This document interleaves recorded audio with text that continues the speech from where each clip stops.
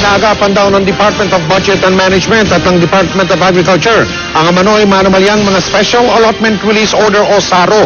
Ang halaga, halos 900 milyong piso.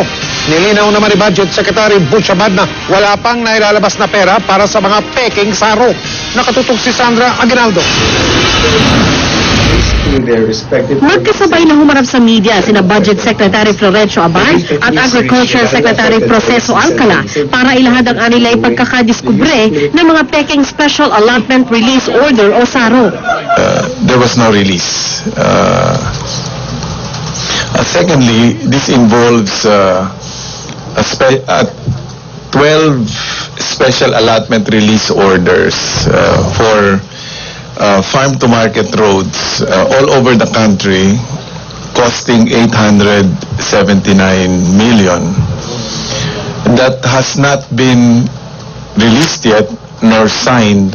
Kung hindi raw ito nadiskubre, maaaring may nakapagbulsa ng 879 million pesos na nakalaan sana sa farm-to-market road ng 12 rehiyon ng ating bansa. Kapag may SARO kasi ang isang proyekto, ire-release na ng Department of Budget and Management o DBM ang pondo para rito. Ayon kay Alcala, isang kinatawan ng local government sa Region 2 o Cagayan Valley ang may dala ng kaduda-dudang dokumento. Nang makita ito ng Department of Agriculture Region 2, naghinala ito kaya itinawag ito ng DA sa DBM. May tao po kasi doon sa local government na nag-i-inquire kung legitimate daw po ba itong SARO na dinadala sa kanila. Automatic po kasi sa isipan ng aming regional director, hindi dapat sila mas nauna kaysa sa amin. So that's part of the protocol na kaya nagduda na po agad siya. Sabi ng DBM, hawak pa nila ang original na SARO at wala pa itong pirma ng NOY Assistant Secretary Liz Cantor. Ibig sabihin daw nito, peke ang SARO na napunta sa dipinukoy na local government at pineke rin umano ang pirma ni Cantor. Napag-alaman din daw nilang peke ang lahat ng 12 SARO para sa farm-to-market roads ng iba't ibang rehiyon. Wala pa raw pondong na ilalabas para rito. From the face of it, yung original SARO tsaka yung fake na SARO ay magkamukha. Pero yung signature, hindi kamukha ng signature ni then Assistant Secretary Luz Cantor. So I don't know what to conclude from that, no? Kasi I don't want to speculate until the NBI completes its investigation. Maingat nga si Abad sa pagsagot sa tanong kung sangkot ba ang mga taga-DBM dito. Ito raw ang unang pagkakataon na nakatanggap sila ng ganitong sumbo. Ito kasing mga project na ito, nakalista na lahat ito sa GAA eh. Diba, Secretary? Nandun na yan eh. So alam na ng mga mayor, alam na ng governor. Mayroon po inquiries doon sa Region 2, mayroon din po inquiries na galing sa Region 6. Ibig sabihin po talagang grupo po ito, hindi po isang individual lang. Sabi ni Abad, October 23, hiniling niya sa National Bureau of Investigation na imbestigahan ang pangyayari. Nasabi na rin daw niya kay Justice Secretary Laila de Lima ang bagay na ito. Tiniyak din ng DBM at DA na may sistema sila para ma-counter-check ang mga SARO at mahihirapan umanong makalusot ang mga peke. Sa ngayon, kinansela na ang mga original na SARO para sa farm-to-market road pero pag-uusapan pa raw ng DA at DBM kung paano magpapatupad ang mga proyektong anilay mahalaga rin naman sa mga magsasaka. Sandra Aguinaldo, nakatutok, 24 oras. Susunod, fireworks display sa Dagupan City nagkaaberya. 18 ang sugatan. Bentahan ng mga pamaskong dekorasyon, matumal nga ba dahil sa sunod-sunod na kalamidad?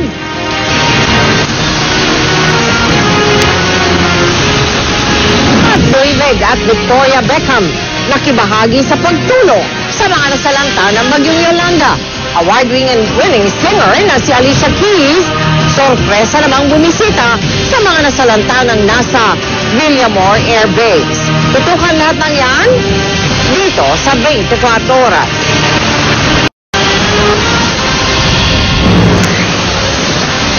Unti-unti na rin bumabangon ng mga taga-Eastern Samar. Ang muling pagsasama-sama ng mga mag-anak ang lalong bumubuhay ng kanilang pag-asa. Nakatutok si Michael Fahati. Sa Eastern Samar, hindi maikakaila ang mga makikitang tanda ng pagbangon. Nagbalik na sa mga palayan ng mga magsasaka. Sa mano-manong paggapas man o di makinang gamit na nakaligtas sa bagyo. Ang krudo, nagbalik na rin sa normal ang supply. Kahit tamis makitang inaararo ng kalabaw ang palayan at baliksigla na rin sa pagkatanim ang ilan. Sa isang lugar na kailan lang ay dilubyo ang bumalot sa kapaligiran. Kahit pa patuloy ang panapanakang pag-ulan, may bahaghari namang nagpapaalala na kasabay ng bawat pagbangon ay pag-asa. Pag-asa rin sa muling pagkikita ng mga nahiwalay sa isa't isa, ang pagkasamang muli ng mga pamilya. Nakauwi ka na sa wakas? Hindi po. Hindi ba? Saan pa kagaling? Doon pa bahay ko, kaya hindi pa. Dito ba bahay mo? Malapit na. Masaya na, nakakauwi ka. Siyempre, makikita ko nanay ko. Makikita mo na. Saan galing? Manila pa. Opo. Tapos, uwi ka dito sa May Borongan. Opo, kukunin ko lang nanay ko. Kukunin mo na nanay mo? Yes. Si Nanay Magdalena Amuyan, hindi sukat maipaliwanag ang saya nang makapiling muli ang anak na si Mary Rose. Masaya ka na, narito na anak mo. Natural. Oo. Masaya na po. Masaya na. Ang kaso kukunin lang pala ako. Ayaw kong umalis ng bahay. Bakit tayo umalis? Kasi... Dito ang bahay talaga. Opo. Dito, home sweet home, ika nga. Ay, mga anak ko! Huwag kayo mag-alala sa akin! Boy na boy ako dito! At nakasmile. Opo! Ipinakita ni Nanay ang unos na sinapit ng kanyang bahay. Pero natangay man ang bakod at nabutas sa bubungan, kumpleto pa rin nakasabit ang litrato ng buong pamilya. Sa loob ng bus, lahat nag-uumapaw na ang pangungulilang nakapiling muli mga mahal sa buhay. Lahat nagtatanong kung kamusta na ang mga lugar na aming napuntahan. Lahat may kwento ng hirap para lamang malaman kung ano ang kalagayan ng mga naiwan sa Samar. At sa bawat pasaherong bumababa at may sumasalubong na kaanak, pag-asa para sa mga naghahanap pa. Kahit wala pang katiyakan. Lahat umaasang magkikitang muli. Magsisimulang muli. Kahit pa wala nang natira. Michael Pahatin Matuto, 24 Oras. Dumaan sa matinding pagbusisi kaninang panukalang budget ng Department of Interior and Local Government bago yun inaprobahan ng Senado. Inusisa ni Senadora Nancy Binay ang milyon-milyong pisong pondo ng naturang kagawaran para sa relokasyon o paglipat ng tinatawag na mga informal settlers. Dinipensahan naman yun ni DILG Secretary Marroas, iginiit niya na walang politika sa usapin ng budget ng kanyang ahensya. Nakatutok si Jam Sisante. Habang pinag-uusapan sa plenaryo sa Senado ang budget ng Department of Interior and Local Government o DILG, pinuna ang nakalaang 700 million pesos na pondo sa DILG para sa pabahay sa informal settlers.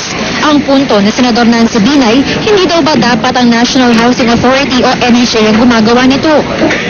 Noong mga nagdaang panahon po kasi nung hindi pinapadaan sa DILG, nahihirapan po i-implement at kumbinsing lumikas doon sa mga delikadong lugar yung mga kababayan nating naninirahan doon. But Mr. President, under SO 90, issued by former President Corazon Aquino, the NHA shall be the sole government agency engaged in the direct shelter program. Pwede ho bang malaman kung ano ho yung enabling law or legal basis for DILG to engage in the construction of micro-medium rise buildings? Section 29 of the UDHA law, which among others provides for the participation not only of the NHA but also of the local government units. Ang NHA ay pinangangasiwaan ng ama ni Senador Binay na si Vice President Jejomar Binay bilang chairman ng Housing and Urban Development Coordinating Council. Paliwanag ni DILG Secretary Mar Rojas, ang DILG ang nangangasiwa sa mga local government units na sila namang nagpapatupad ng resettlement ng mga informal settlers na nakatira sa mga mapanganib na lugar sa Metro Manila tulad ng mga estero. Ayon sa UDHA law, it's the LGU's responsibility. So kami naman bilang Interior and Local Government Department ang siyang may kaugnayan sa mga iba't ibang mga LGUs para nga matugunan ito. Kilalang magkatunggali sa politika sina Binay at DILG Secretary Mar Rojas. Nagkaharap sila noong 2010 elections at may posibilidad na muling magharap sa 2016 presidential elections dahil sinasabing sila ang magiging standard bearer ng kanilang partido. Noong nakaraang linggo, sinabi ni Senador Jinggoy Estrada na tila napupolitika ang mungkahing 2014 budget. Tinukoy niya ang hindi pagbibigay ng kahit isang sentimo sa NHA para sa housing program sa mga biktima ng kalamidad, kumpara naman sa pagbibigay ng pondo sa DILG para sa housing program ng mga informal settlers. Matapos punahin ni Estrada, binigyan ng Senado ng pondo ang NHA para sa pagtulong sa mga nasalanta. Pagdidiin ni Rojas, walang politika sa 2014 budget. Ito'y nasa sa DILG, hindi pa ako nakaupo dyan. Nung magmula 2011, nung umupo ang Pangulo, ay yan na yung programa ng pamahalaan. No? So, kung yung mga naglalagay ng politika dito, siguro sila ang dapat ninyong tanungin dahil kami, trabaho lang at ako anong ina-assign sa atin, ang siyang ginagawa natin. Jamsi Sante, Nakatutok, 24 Oras.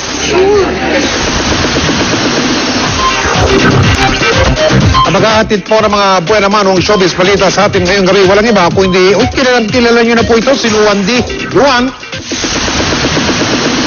Thanks, Mike. Pinagkaguluhan sa London ang mga idinonate na damit ng British couple na sina David at Victoria Beckham para sa mga nasalanta po yan ng bagyong Yolanda. Pinilahan ng fans ang donated clothes sina Posh and Bex gaya ng designer white suit ni David at si Victoria naman, designer shoes ang idinonate pati na ang iba pa niyang customized clothes na tila ginamit niya noon bilang isang Spice Girl. Ibinahagi ito ng Beckham sa British Red Cross para ipagbili at ang malilikom na pondo ay ibibigay sa mga biktima ng bagyo. Sa Geneva, Switzerland naman, nagsagawa ang ilang Pinoy ng free hugs. Kwento ni Hugh Cooper Salve Flores, paraan daw nila ito para pasalamatan ng mga Swiss na unang nag-donate sa mga kababayan nating nasalanta. I am ready. Serbisyong totoo ng GMA News. Inula ng ilang bahagi ng Metro Manila at Pampanga kaninang hapon at nakita po yan dito sa Doppler radar ng Pag-asa Project NOAA. Yung po mga kulay pula at kulay blue, yan po yung mga kaulapan na nagpaulan dito sa ibang bahagi ng Luzon kasama na ang Metro Manila. Kaya naglabas ng thunderstorm advisory ang ahensya sa mga lugar na ito.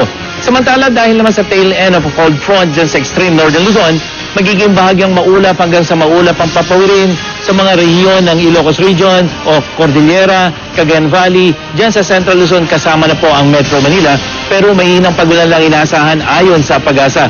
Pero sa datos ng Weather Central, mababa ang tsansa ng ulan dito sa Metro Manila bukas, lalong-lalo na pagdating ng umaga, bahagyang tataas sa hapon, at yung pong ating init factor, 35 degrees Celsius, so ibig sabihin po ay medyo mainit ang temperatura bukas. Habang bahagyang maulap na may mahinang pagulan naman sa malaking bahagi ng Luzon, liban na lamang dito sa gitna ng Luzon na posible yung hanggang katamtamang lakas ng ulan. At sa Visayas, mahinang ulan at bahagyang maulap na papawirin naman ang maranasan sa malaking bahagi nito.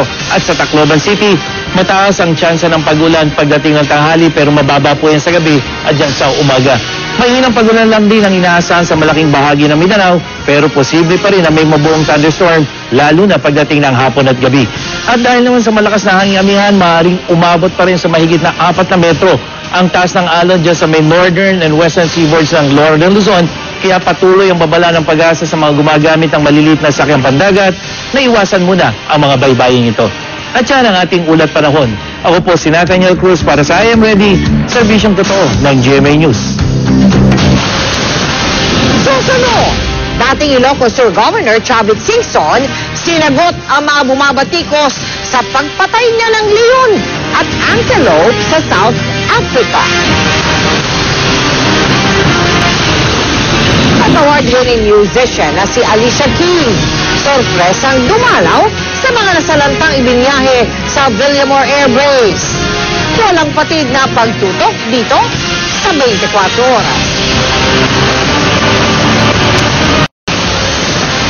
Muling umaani ng batikos si dating Ilocos Sur Governor Chavit Singson dahil sa bagong insidente ng animal hunting o pangangaso sa bansa sa Africa. Pero paglilinaw ni Singson, wala siyang nilabag na batas. Nakatutok si Cara David. Kumalat kamakailan sa social media ang mga litratong ito ni dating Ilocos Sur Governor Chavit Singson sa isang animal hunting activity sa Africa. Sa isang article na inilabas ng website ng Philippine Times of Southern Nevada noong June 23, ibinida ni Singson ang kanyang hunting skills sa kanyang kaarawan. Nag-post pa ito sa tabi ng isang leon at isang antelope na kanya raw napatay. Ayon sa artikulo sa Kalahari Desert sa South Africa, naghunting si Singson. Hindi endangered ang antelope at lion sa Africa. Gayunpaman, umani pa rin ang batiko sa social media at mga animal rights group ang ginawang pangangaso ni Singson. Kung talagang binibigyan niya ng halaga at mahal niya yung mga hayop, sana ang kinukuha na lang niya ay mga litrato ng mga hayop, hindi yung mga buhay nila. Depensa naman ni Singson, legal ang lion hunting sa Africa. Nakakuha rin daw siya ng permit mula sa gobyerno ng South Africa para gawin ito, kaya wala raw siyang nilabag na batas. Hindi na lahat, gobyerno nagbibigay ng lisensya. Kung hindi ko babarilin yung iba eh. So, kailangan ko lang sa Balawarte as additional fraction sa mga tao. Aminado ang PITA na may mga bansang pumapayag sa ganitong klase ng aktibidad. Pero bilang dating opisyal ng pamahalaan, sana raw maging mabuting ehemplo si Singson at matutong gumalang sa karapatan di lamang ng tao, kundi pati ng mga hayop. Yung pagpatay kasi nagiging hobby na lang, which is hindi dapat. Kung nagkakaroon ng overpopulation, yung mga lion dun sa Africa, dapat po ay natutugunan siya ng mas humane way para makontrol ng government nila, hindi yung pagpatay. Kamakailan naharap din sa kontrobersya ang dating Ilocos Sur Governor kasama ang kanyang anak na si Richelle. Nag-post kasi si Richelle ng larawan sa social networking site na Instagram tungkol sa kanilang umano'y wild duck hunting. Kalaunan, inalis din ang larawan ng mga nabaril umanong pato. Cara David Nakatutok, 24 oras. Kasunod ang mapapinsalang super bagyo sa lalawigan ng Leyte, magtatakda ang Mines and Geosciences Bureau ng tinatawag na mga no-build zone. Mga lugar yun na hindi na pwedeng tayuan pa ng mga bagong bahay at iba pang struktura at yan ay para iwas sa kunana. Nakatutok si Ruth Cabal. Sa flood susceptibility map na ito ng Leyte, makikitang likas ng bahain ng malaking bahagi ng probinsya. Yung kulay brown sa mapa, kasama ang Tacloban City. Flat o patag kasi ang bahaging ito na nakaharap sa dagat kaya bahain. Sa kabila naman, sa kanlurang bahagi ay bahain din dahil naman sa tubig galing sa bundok. Kung alin yung flood-prone area, yun din ang, siyempre, ang tatamaan ng storm surge. Oo. Kasi to begin with, flat na rin naman tayo. Flat siya, and walang barrier siya eh. Oo. Tinan mo ito, wala siyang haharang. Kaya nga ang proposal ng DINA, lahat yan ilalayin ng, kung papayag, yung stakeholders, lahat yan tataniman ng mangrove. Nakumpleto ang mapang ito noong 2010 at ang landslide susceptibility map naman noong 2006. Base sa mga mapang ito at sa naging epekto ngayon ng Super Typhoon Yolanda sa Leyte, magtatakda ang MGB ng no-build zones, mga lugar kung saan di pwedeng magtayo ng mga bagong bahay at iba pang struktura. Bukas magpapadala na ng geologists ang MGB para matapos ang no-build zone mapping sa loob ng 1 linggo. Kasama rin sa mamarkahan ang 40-meter buffer zone mula sa dagat na dati nang di pwedeng pagtayuan ng mga istruktura base sa Clean Water Act. Sa paunang aerial inspection ng MGB, may natukoy na silang 400 hektarya sa may bahagi ng Barangay Utap at Abito, palapit sa Kapitolyo, na pwedeng pagtayuan ng mga bagong relocation sites. Ang DPWH ang magtatayo ng bunkhouses at temporary shelters. Ang United Architects of the Philippines naman may rekomendasyong gumawa ng mga kahon o cube na temporary shelters na makukumpleto lang sa loob ng 15 araw. Pag nagtagal ang mga konkretong cube na ito, pwedeng pagdikit-dikitin para maging isang buong bahay. Nasa mahigit 50,000 pesos kada cube. Kung gagawa tayo ng bahay na konbensyonan, baka after 3 years or 4 years tayo matapos eh. Okay. Sa dami ng nangangailangan. So what we need is a quick solution. Yeah. Dati nang sinabi ni Pangulong Aquino na aabot ng 318,000 pesos ang gagastusin para makapagpatayo ng isang bahay na may tuturing na weather resistant. Pero di raw ito kaya ng gobyerno dahil sa Leyte pa lang 35,000 na ang mga bahay na nasira ni Bagyong Yolanda. At kailangan ng gobyerno ng 11 billion pesos para maibalik itong lahat. Kabilang sa pinag-aaralan ng National Economic and Development Authority o NEDA kung paano mabibigyan ng gobyerno ng temporary shelter ang mga biktima ng Yolanda. Bukod pa dyan ang pagbabalik operasyon ng mga pangunahing serbisyo tulad ng mga ospital at paaralan. So it's to come up with a program that would address the most immediate needs to restore the basic services that our people need there. It will be substantial, but I don't want to guess the amount, but certainly it will be in the billions of pesos, yeah. Ruth Cabal, nakatutok, 24 oras. Wala pong kurap ang ilang mga fans ni Manny Pacquiao mula sa mga lugar na nasalanta ng Super Bagyong Yolanda sa panunood ng laban ni Manny kontra kay Brandon Rios kahapon at ang pagkapanalo ng ating pambansang kamao. Nagbigay sa kanila ng inspirasyon na pagtatagumpay ang dinanas na unos o sa gitna ng dinanas na unos. Nakatutok si Michael Pati. Simbilis ng mga suntok ni Pacman magbigay ng inspirasyon para sa mga babae nating tinatumba ng Super Typhoon. Kung ito ang magiging sukatan ng pagbangon, siguradong unanimous decision din ang pagsulong ng kabisayaan. Medyo masaya. Masaya ka, ha? Babagsak. Sino babagsak? Si Reyes. Hindi babagsak presyo ng bigas? Babagsak. Hindi babagsak. Tataas pa rin. Hindi nga nila yung sumusuntok eh. Yuko-yuko lang pag may time. Opo eh. Kinakabahan ako eh. Kinakabahan ka? Oo. Bakit? Kasi ano eh, alam ko mananalo si Pacquiao. Kaya kinakabahan ka, parang kay Rios. Oo. Parang kay Rios. Ramdam ko na. Ramdam mo na ang pagbangon. Opo, ramdam na ramdam.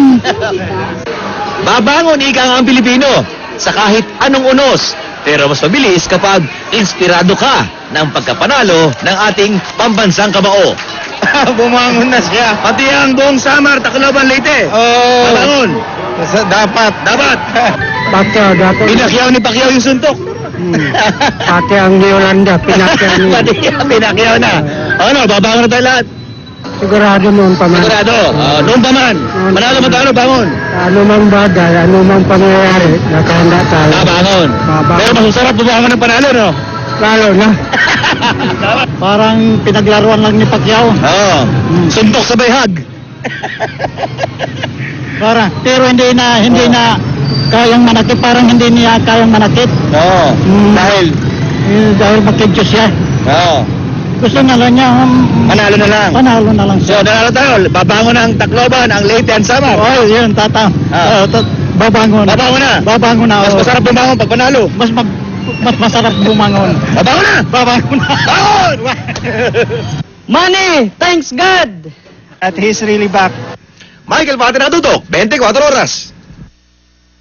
Si Mel Tiang, ang inyong kapuso totoo. Nasira ang karamihan sa mga tirahan sa bayan ng Dulag sa Leyte. Kaya ngayon, sa mga pinagtagpi-tagping bahagi ng mga nasirang bahay, sumisilong ang mga residente doon. Mahirap ang kanilang sitwasyon, dagdagan pa ang pabago-bagong lagay ng panahon. Kaya marami na rin daw ang nagkakasakit. Sila ngayon ang pakay ng ating kalusugan caravan.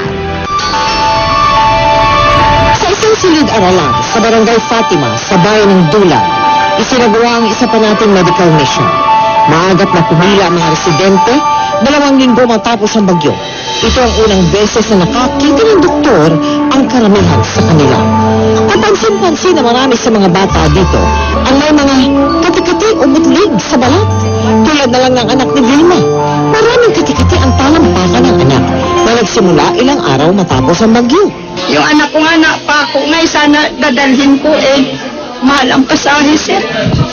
Malaking bagay po, sir, talaga. Salamat po talaga sa tulong ninyo sa salanta po ng bagyo.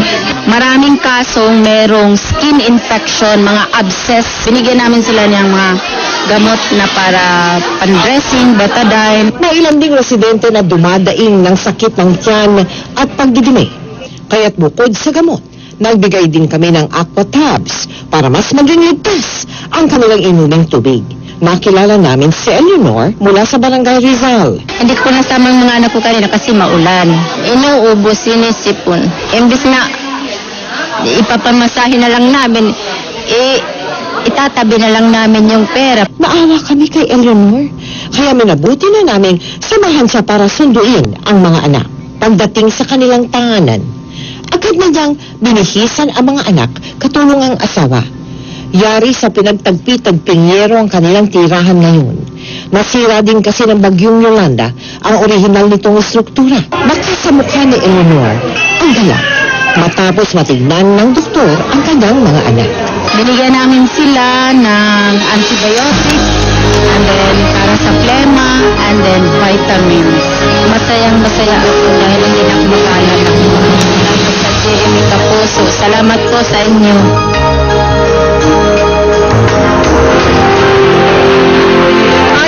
Residente sa Dulag sa Leyte ang nakapagpakonsulta sa doktor at nabigyan ng mga libreng gamot.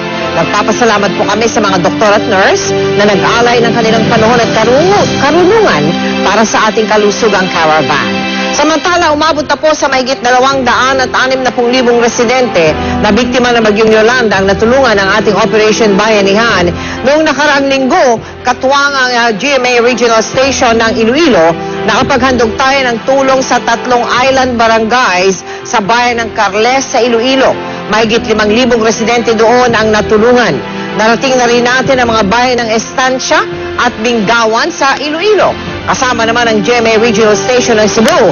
Nakapagdala tayo ng relief goods sa libu-libong pamilya sa bayan ng Tabuelan at San Remigio. Nagpapasalamat po kami sa ating mga partners at donors na walang sawang sumusuporta sa ating Operation Bayanihan. Pero paalala lang po, hindi na po kami tumatanggap ng mga in-kind donations para sa mga biktima ng Bagyong Yolanda. Subalit patuloy pa rin po ang ating relief operations sa iba't ibang lugar sa Eastern Visayas at sa mga kapusong dumagsa naman sa Dingdong and Marian Celebrity Ukay-Ukay sa Noel Bazaar.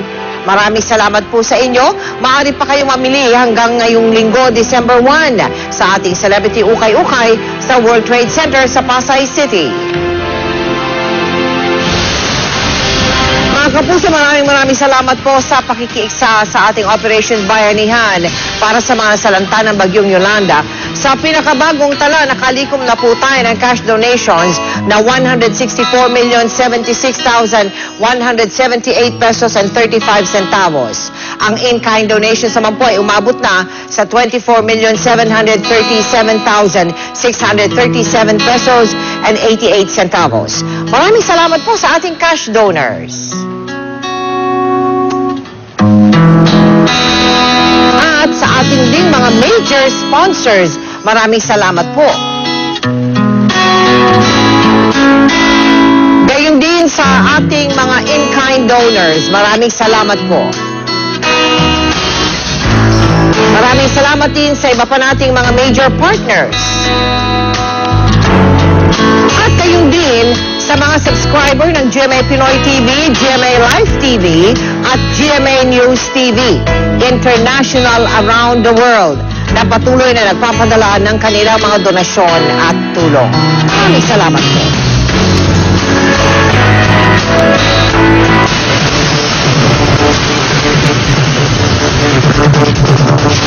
Service Award to the Phi Kappa Phi. Kinilala ng International Honor Society ng Phi Kappa Phi ang ilang natatanging UP graduates at miyembro nito na naging matagumpay sa iba't ibang larangan. Kabilang sa 16 na pinarangalan si GMA Chairman and CEO Attorney Felipe L. Gozon na ginawaran ng Outstanding Member Achiever Award para sa field ng mass communication. Kompleto ang pamilya ni Attorney Gozon nang tanggapin niya ang parangal. Ako'y very honored and of course very proud dahil napabilang ako sa mga very distinguished graduates of UP na puro mga eskola. Kabilang din sa mga binigyan ng parangal sina PHIVOX Director Renato Solidum para sa field ng geology at dating Finance Minister Cesar Virata para sa larangan ng economics at business. Ang Phi Kappa Phi UP ay ang nag-iisang chapter ng International Honor Society sa Pilipinas kung saan ang mga miyembro ay mga scholar at graduates na nakakuha ng karangalan.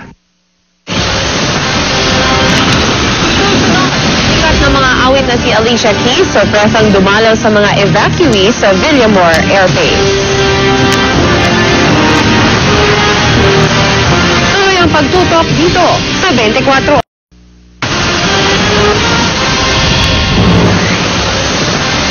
Bago magtanghal ngayong gabi sa Pasay, ang American R&B singer na si Alicia Keys, binisita muna niya ang mga nasalanta ng Bagyong Yolanda na ibinyahe po sa Villamor Air Base. Nakatutok si Marisol Abdurrahman.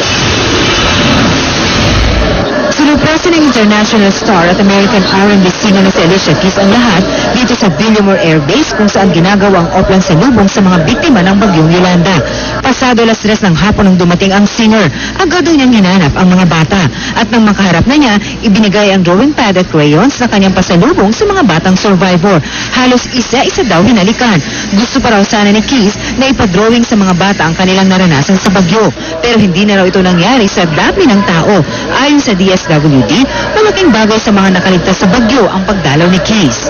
Needs, yung mga feeling nila ng uncertainties, yung depression nila sa mga nawala nilang mga mahal sa buhay, yung nawala yung kanilang bahay, at eto, na medyo nagkaroon ng break.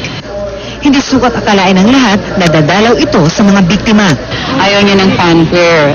So, kaya makita mo na very genuine ang kanyang intention. Pati volunteers at mga sundalo, tuwang-tuwa rin nang makita si Keys na namigay pa raw ng kanyang concert tickets. Bless naman namin, nag-volunteer kami, tapos nakaka-bless po mag-volunteer, tapos may ganun pa pong eksena. Ang entertainment talaga ay malaking bagay para sa amin, and Alicia Keys belongs to the entertainment industry. It provided us that instant relief sa mga trabaho namin. Sa pinakahuling tala ng DSWD, 4,000 pamilya na o katumbas ng 16,000 tao ang lumigas mula sa Eastern Visayas. Wala rin humpay ang paghatid ng relief goods papunta sa mga apektadong lugar. Marisol Abduraman, Nakatutok, 24 Oras. At yan ang mga buwan naman pang Chika for the Week dito sa Chika Minutes. Sa ngalan ni Pia Guanyo, ako po, si UNB. Mel, Mike? Salamat, Luan. At yan po ang mga balitang aming tinutukan sa nakalipas sa 24 oras. Maraming salamat sa inyong pagtitiwala. 30 araw na lamang.